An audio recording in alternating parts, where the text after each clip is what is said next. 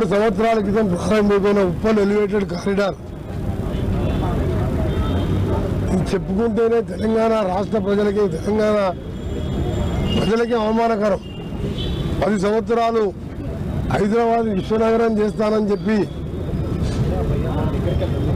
కల్లపల్లి మాటంతో అధికారం వచ్చి 10 ఏళ్ళు పాలించి 7 లక్షల కోట్ల అప్పు చేసి కేటీఆర్ గారు ఆయనకే ఉన్నది పరిజ్ఞానం.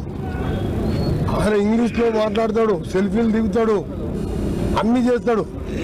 ఆయన కనీసం ఈరోజు ఇంత పెద్ద ఇంపార్టెంట్ కారిడార్ 6.5 కిలోమీటర్లే, ఎంత ఇన్సల్ట్ అంటే సిగ్గుపడాలి కేటీఆర్ గారు, కేసీఆర్ గారు.